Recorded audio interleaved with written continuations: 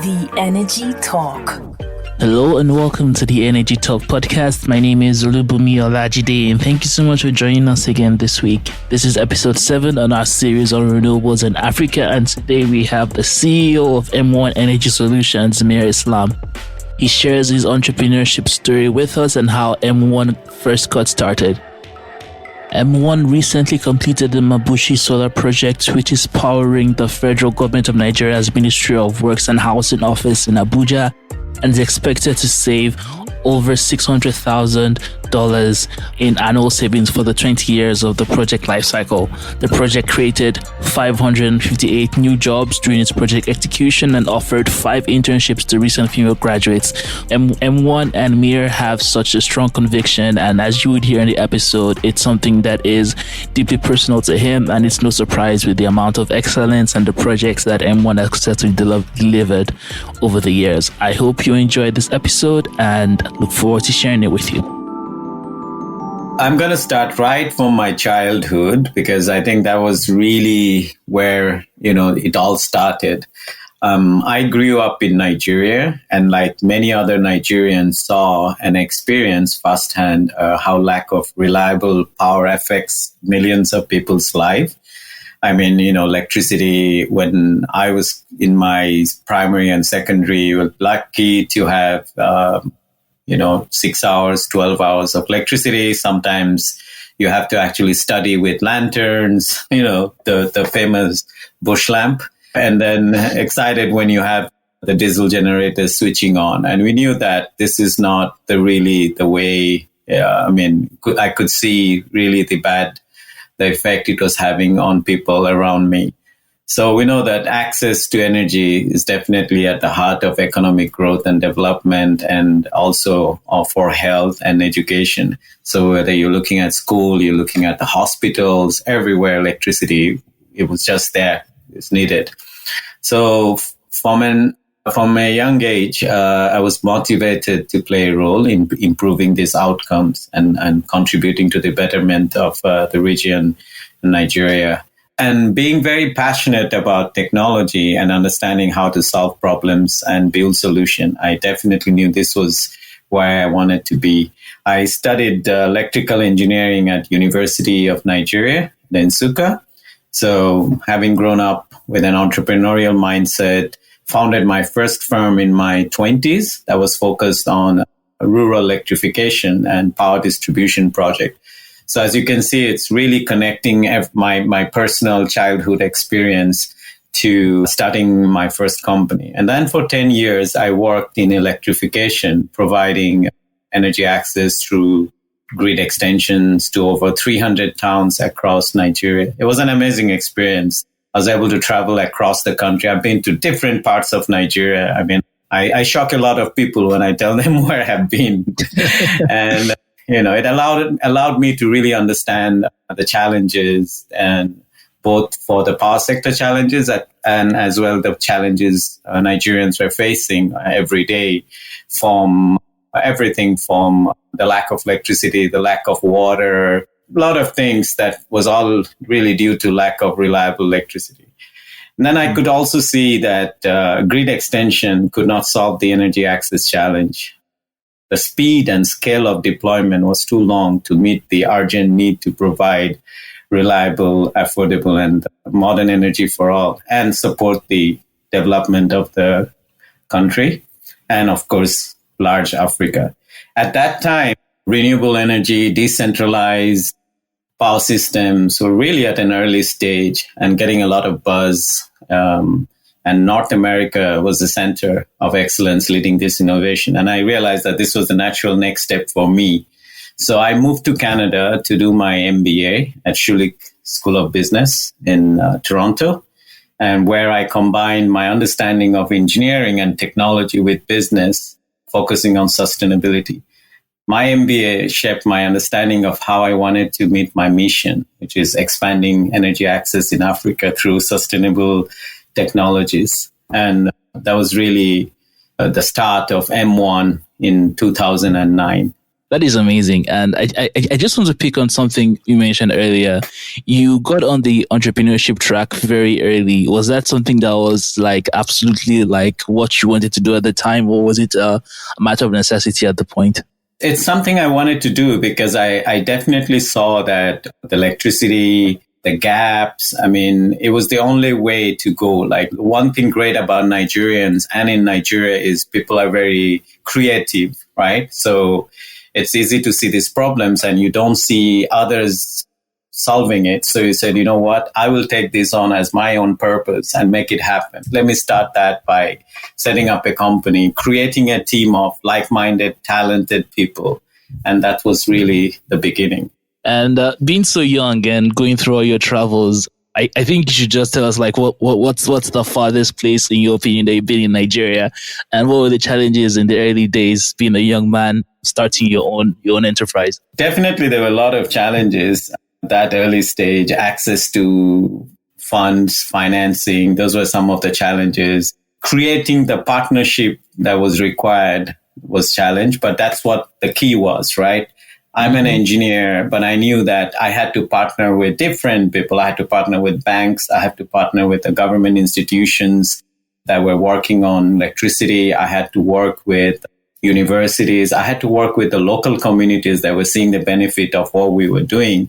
So a lot of the focus was really create a partnership, bring in ideas that have worked in other countries, in other developing countries across the world, and then find a local solution. So definitely a lot of challenges, traveling. I adapted. I got to learn many of the local languages and local culture, of course. So those were really interesting days. I think were the happiest days of my, entrepreneurial life, because nothing was impossible. It was just like we could make everything happen, and we did. Not to dwarf your current accomplishments with F. So let's talk about M1, because all the work you're doing has been fantastic so far. What was the spark point that made you say, okay, M1 needs to exist, and what is the problem that the company started out trying to solve, and how has that motivation evolved throughout the years? M1 was founded in 2009 when I went to Canada, did my MBA after the initial stage of my entrepreneurial life.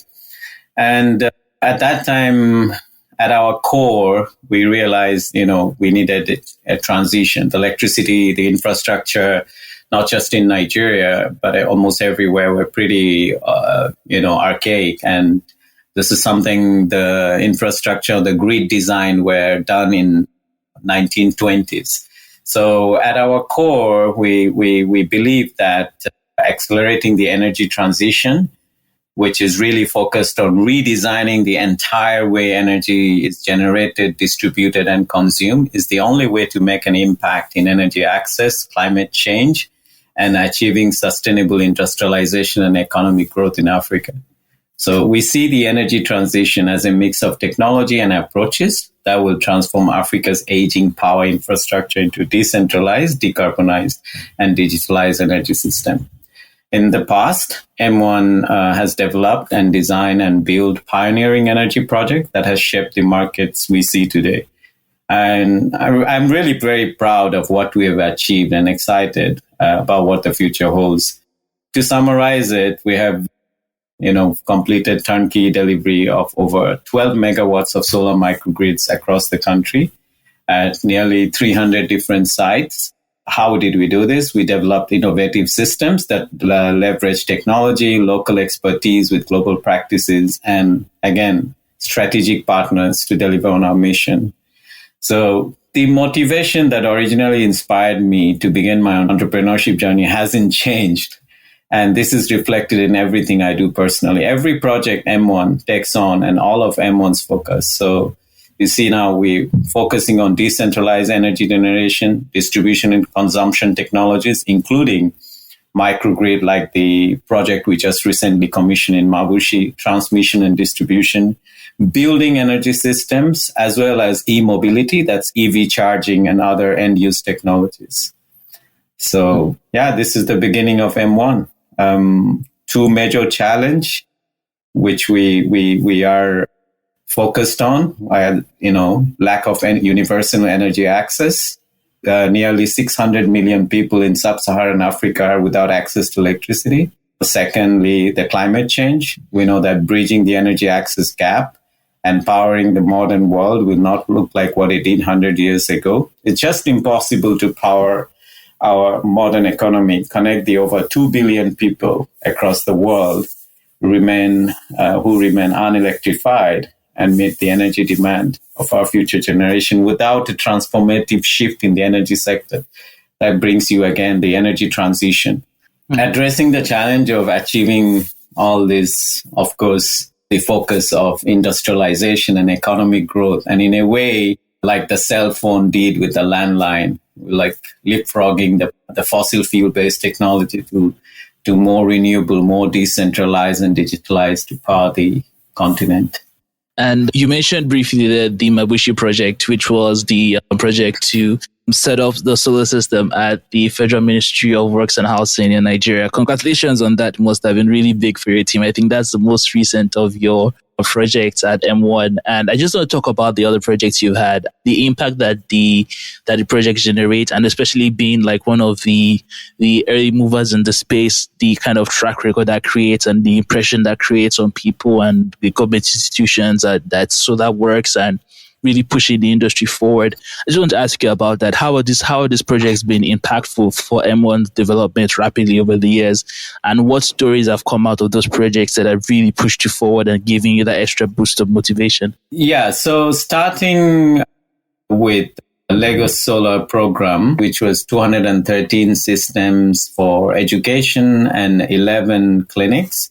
That was really the beginning. And that was an amazing project because it wasn't just the engineering or the technology part, but there was a whole logistic. Many of the locations, because think of it, 213 systems at 172 schools, 11 clinics. So all over Lagos, right? Many of them on islands, riverine area, very difficult to reach because of the traffic. So you're dealing with logistics, you're dealing with the challenges of moving things there, you're dealing with capacity building because Nigeria was still very new to renewable energy system, microgrid systems at that time. And then we had a hard deadline. We had a very, high quality standards that we were working to meet. So that was quite interesting. In the end, we were able to build our own internal capacity, a lot of local capacity to deliver such system, maintaining the quality. And in the process, we also had a lot of fun. We would take boats, taking solar equipment from the mainland to those islands. And then, in the evening would be installing it. And once there's electricity, you're there looking at the mainland Lagos or the Lagos from those islands. So beautiful, right? So that was really what got us all excited about the projects and what the impact we were doing using renewable. From Lagos, then the focus then came to North, where the initial was health clinic facilities in Kaduna.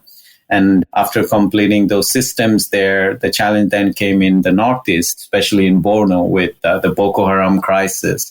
And, the focus from the sponsors, FCDO and the EU in those areas where how do we provide support to bring in electricity for all these clinics that are absolutely required for healthcare facilities. So we took on that challenge. There you again, in the same way like Lagos, you're not just dealing with, logistics or traffic and all that. You're dealing with conflict zone, working in conflict zone. You're dealing with how do you move your equipment to the site safely? How do you take your team safely to the site for them to do the work and return back to a safe location, and also build the capacity of the people in those states to be able to maintain and operate those systems. So I'm really happy to say we were, able to complete those 300 microgrids, and they now provide 24/7 sustainable and reliable power to the health and education sector. And they're using, leading technologies such as Tesla batteries, Schneider electric components. We have world-class systems that are being utilized, and they have long lifespan of 10 years if properly maintained. So really, we can now see the impact. We're seeing people going to those clinics, the mothers and their children having so much better chance of a better future with health, and also not to mention the schools that are being powered. So we're really proud of all what we did the last 5 years that were focused on health and education in those remote and difficult locations. And I guess a lot of your early experiences also prepared you for the upscaling capacity that you needed to execute here. And what about in terms of challenges? You mentioned a few, but have there been any that have been consistent when you were just starting off as a young entrepreneur and post your MBA, starting M1? Are there any challenges that have remained largely the same? I can guess like things like accessing funding is something that will probably always be a push at some capacity. But are there any others that you've identified that have really you've had to overcome over the years? Yeah, being a Canadian Nigerian company, we use our locational advantage, right? So we have a team in Toronto, we have a bigger team in Nigeria, and we've always operated as a distributed team, even before the pandemic. So with very clear focus, team in Canada, corporate center focusing on strategy and branding, technical innovation, as well as business development and strategic partnership. And then the team in Nigeria is focused on the project delivery, local capacity. And this is where we saw that, okay, build a bridge across the different world and expertise and focus on the local capacity building in Nigeria. And that took a lot of effort because this is renewable energy and this is solar system that was new in the country. So we took a hands-on approach that we would hire very talented engineers and run them through our own internal training and on-project training to build them up, which right now, and then many of them got trained also with our technology partners like Tesla and Schneider Electric. So what happened over a period of time is we end up with a really strong team, but those were really some of the early stage challenges. And then our approach, of course, we have to remain lean and agile, being that we work in a very, challenging, and also pioneering and a changing landscape. So, and the volume of projects are not there yet, but yet you need you're very capable and a full-time team. You can't just maintain a small team and, hire people on project to project basis. So our investment in people and development and, training, it's quite a lot. So definitely that has been a challenge that we had to work around. In order to succeed, this means our organization has to be designed, right, to change with the market and, in fact, change the market itself. I give a lot of credit to our amazing team who have worked to ensure that our projects are a success in a very challenging environment. The other reality is that although the sustainable energy transition have been increasingly important in public discourse, the fact of the matter is Nigeria is a country where oil has been inextricably linked to everything. Renewable is relatively new and the market has not reached maturity.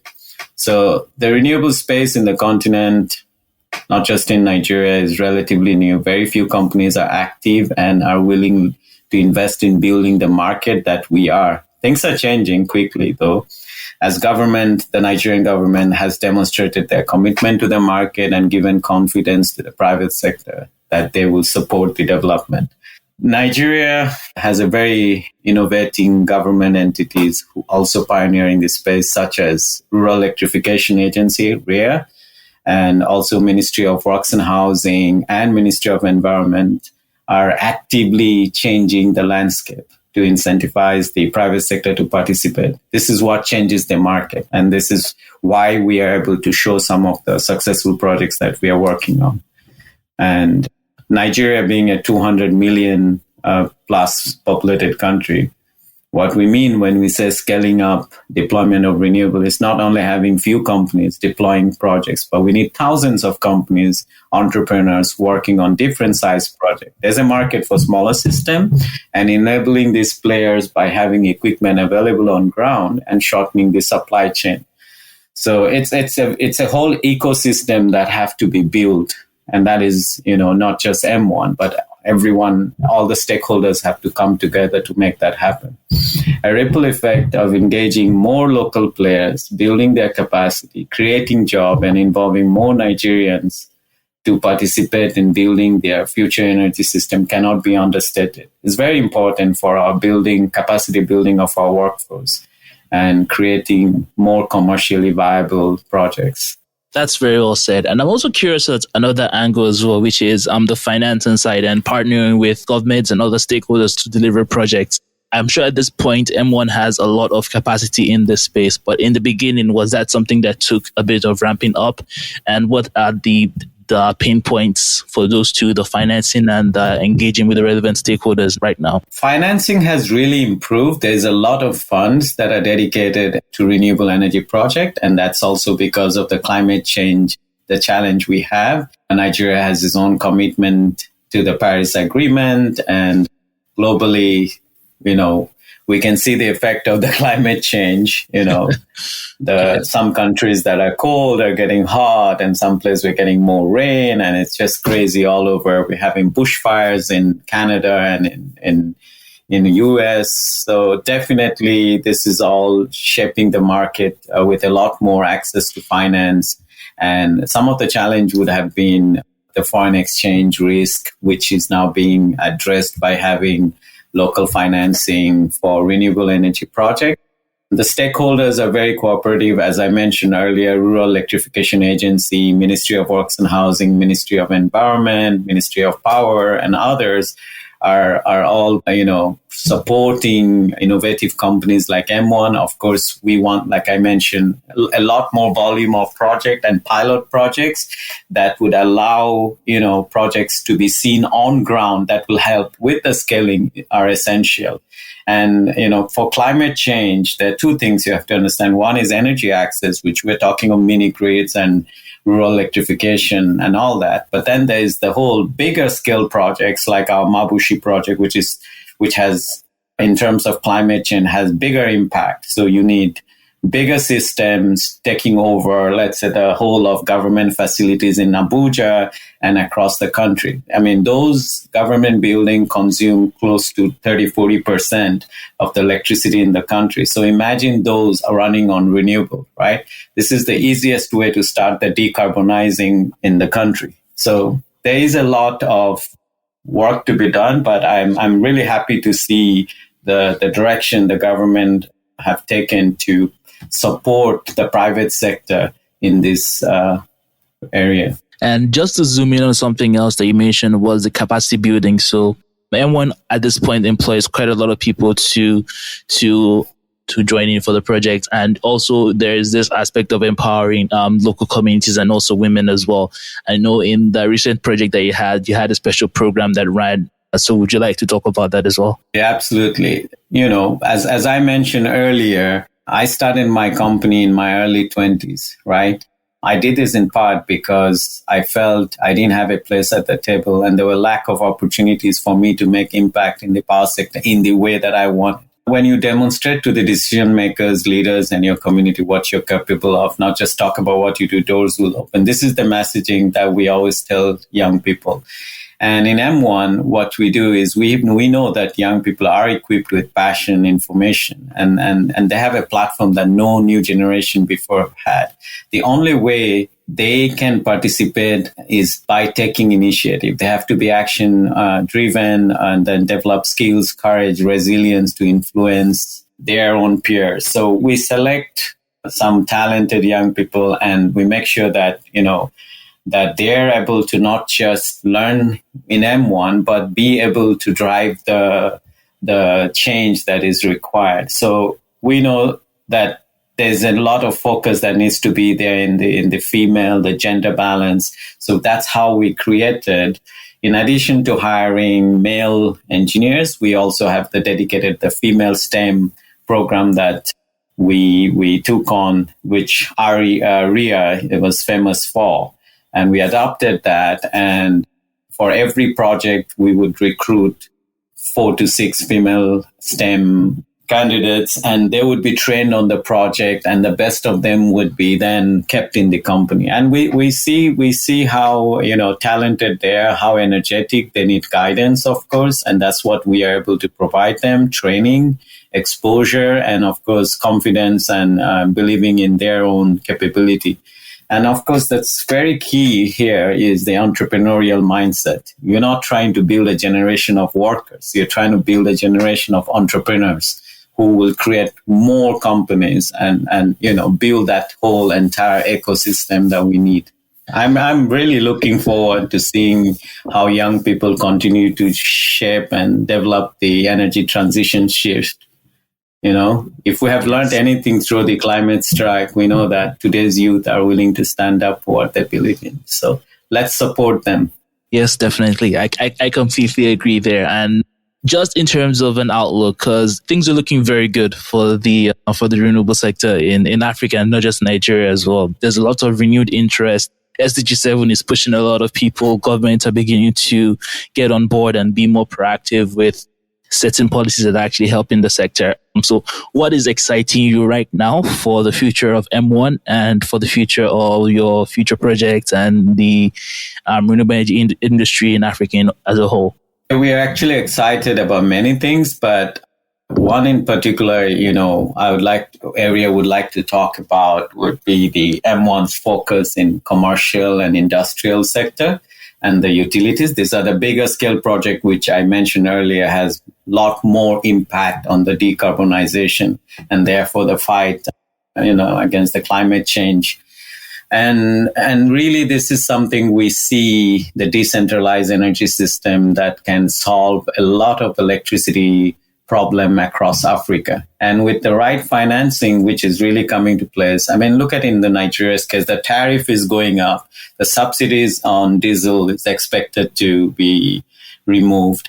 Then a project like what we have in Mabushi, our 1.52 megawatt PV with a 2.28 megawatt storage microgrid system. I mean, this is like cutting down 70% of the non-renewable energy source and cost saving in diesel consumption. Like the client is getting a reduction of about 78%.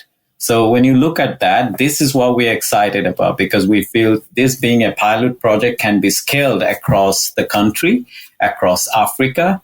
And there is a business case and there is financing also coming. So all the parts are coming together. So this is really exciting for M1. Going forward, M1 will continue to focus on developing and delivering turnkey energy solution with the objective to build the grid of the future in Africa. And this, we're ready to take challenges. We're ready to take on the pilot projects that are required. Another area that we're excited about, which is part of really the energy transition M1 is focusing on, is the e-mobility. Because we see that, a big portion of the diesel consumption or the non-renewable energy, the fossil fuel, is really the transportation. So whether we're talking about the two-wheelers, the three-wheelers, or the vehicles, all, a lot of potential for transitioning to electricity. And that's what we would like to see in Africa. In fact, if that could be the next big thing in terms of for renewable energy companies like M1. Fantastic. That idea of the future honestly gets me excited every time I hear about it. And just as a way to round up, I want you to flash back a bit to when you were a bit younger and you were still in your early entrepreneurship journey and doing all your adventurous travels. And what advice would you give young people who are in a similar place as you were back then, who want to get into the renewable energy industry or want to contribute to this giant push at different capacities, whether it's working for companies like M1, starting their own enterprises, or just doing different things? What advice do you think would be relevant for them to keep in mind? For a start, I think is being very clear about what they want, what their purpose is, or at least having a direction where they want to go. So, because that would then shape where they put their focus. Focus is important. And the young people, they're very energetic, they're very talented, they're technologically savvy. So it's good to be like, okay, I want to be in renewable. what does that mean in the Nigerian context? What skills should I develop, right? And then, as I mentioned, very important to have the entrepreneurial mindset, not like I'm just going to get a work, I'm going to make money, and I'm going to buy a car. No, it should be like, okay, I'm going to get a job and I'm going to learn about this. I'm going to get excited every day. And then I'm going to come up with new ideas and eventually I will form my own company, right?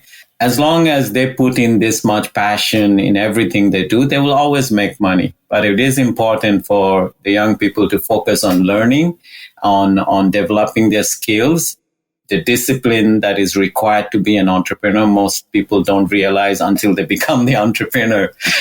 Being an entrepreneur, it's a lot of hard work. It's a lot of commitment. It's a lot of sacrifice, right? And you have to be willing to develop all the right skill set and look at what you don't have and always keep it challenging and at the same time building up your talents to match up to the challenges that are out there. When you are action driven, you will develop the skills, courage, and resilience to influence others. Take advantage, collaborate intergenerationally. This experience will help you gain confidence from your victories and expand the orbit of your impact. Remember, the world is out there for you. Good luck. Thank you so much, Mir. That was perfect. Thanks for listening to the Energy Talk podcast. You can find us on all podcast listening platforms. Just search for The Energy Talk.